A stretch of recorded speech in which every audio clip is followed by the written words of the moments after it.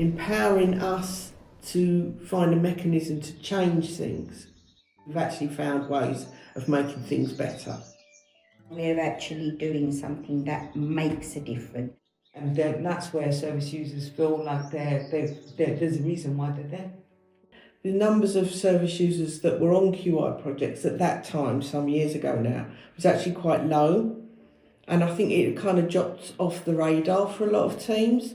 At the beginning, it was very difficult, and we had between 40-42% of bigger involvement.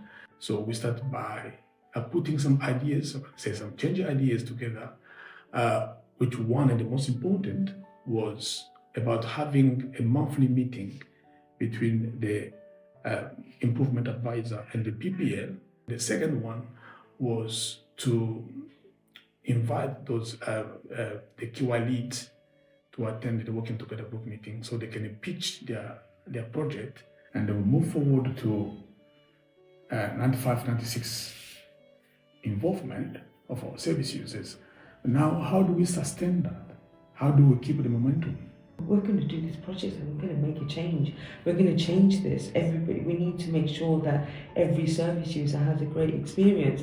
So it was looking at the mechanism that we use to improve the engagement, improve the service users that are on projects, but more importantly, to make sure that their experience was worthwhile.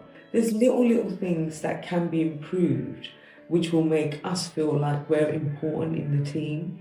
So one of the first things we did was actually to do a skill survey of our service users. We've got a life worth of skills, a lot of us, before we became unwell. So if a project did say, oh, we need a service user, we was able to go back to that and then look at, what people maybe would slot into the project.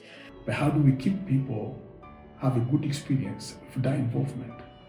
And I think it's the strategy that we put in place, that to come to service users, to ask them monthly what they think about your involvement.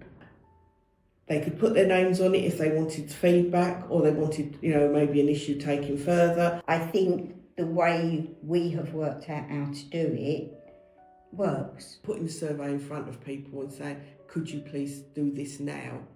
And liaising with people who are managing the project. It could be the project lead, it could be the coaches, to have this kind of collaboration.